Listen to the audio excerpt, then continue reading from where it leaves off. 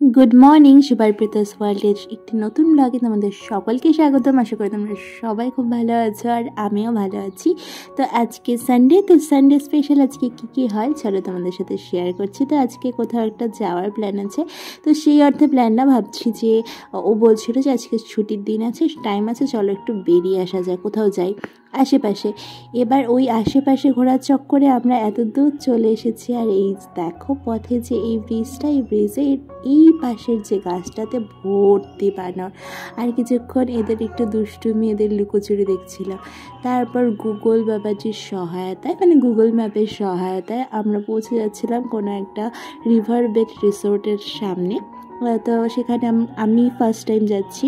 আর একটা কথা কি বলো তো, যদি কোনো রকম প্ল্যান ছাড়া বেরিয়ে পড়ো, আমি নর্মালি বেরিয়ে পড়েছি, কিন্তু এত সুন্দর জায়গায় চলে এসেছি দেখে তো মনটা পুরো জুড়িয়ে গেল। আর পাহাড় দেখলে মন কিন্তু খারাপ মনও ভালো হয়ে যায়। কি বলো, কাদের কাদের এমন হয় অবশ্যই কমেন্ট করে জানিও। এই দেখো কথা বলতে বলতে আর এই ভাঙা চোরা এবড়ো খেবড়ো রাস্তা ধরে ধরে আমরা পৌঁছে গেছি পাহাড়ে।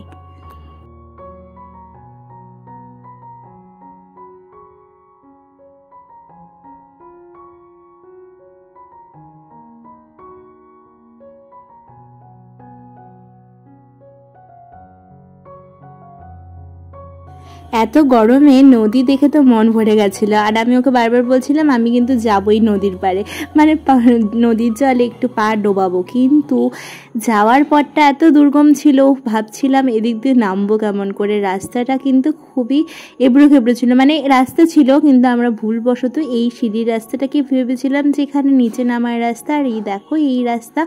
এবার ও একবার বলছিল পড়ে যাবে, না এখান দিয়েই নামবো। তারপর দেখো আমরা ফাইনালি নেমে একদম রিভার বেডে চলে এসেছি। আর সত্যি কথা বলতে যে পাহাড়ে যাওয়ার পর আর যদি কোনো নদীতে ঠান্ডা শীতল জলে পা ডোবাও তাহলে কিন্তু মন প্রাণ একদম জড়িয়ে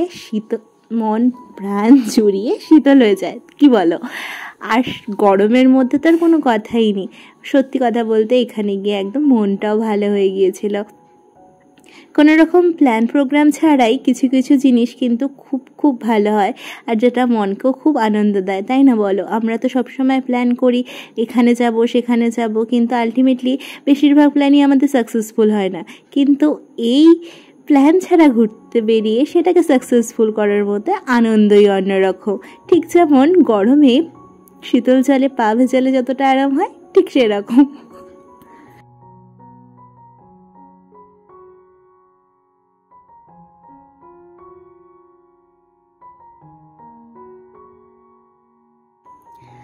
স্ট্রাগল ছাড়া কিন্তু শর্টকাটে কিছু করার বা লক্ষ্যে পৌঁছানো যায় না, ঠিক সেরকমই আমরা ভেবেছিলাম এখান দিয়ে আমরা জলদি শর্টকাট করে যেতে পারবো, কিন্তু সেখানে ছিল স্ট্রাগল। তো যাই থাকে না কেন, এবার আমরা উপরে উঠলাম আর এখান থেকে এখন বেরিয়ে যাব, কারণ গরমে একদম টেকা দেয় অবস্থা। তো এখান থেকে বেরিয়ে আমরা যাচ্ছি। আর এই দেখো কীরকম সূর্যের তাপ ছিল। তারপর এই গরমে অন্য কিছু আর কিন্তু খেতেও মন চায় না, খালি মনে হয় যে লিকুইড কিছু খাবো। আর সেখানে যদি আখের রস হয় সেই চা বাগানের মাঝে, তাহলে তো আর কথাই নেই। তারপর আমরা এখান থেকে আখের রস খেয়ে মন প্রাণ শীতল করে বাড়ির উদ্দেশ্যে রওনা দিলাম।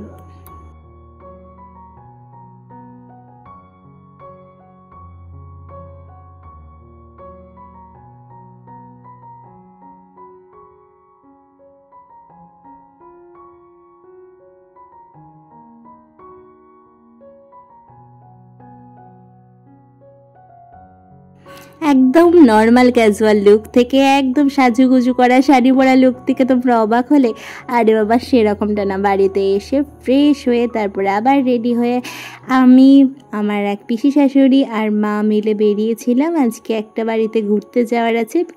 পিসি এসেছে তার জন্য, তো সাজুগুজু করে টুকুর টুকুর করে দেখো হাঁটতে হাঁটতে এখন যাচ্ছি। বিকেলটাকেও এনজয় করি।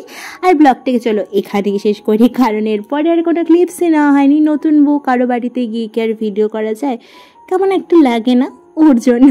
তো দেখা হচ্ছে কালকে একটি নতুন ব্লগের সাথে।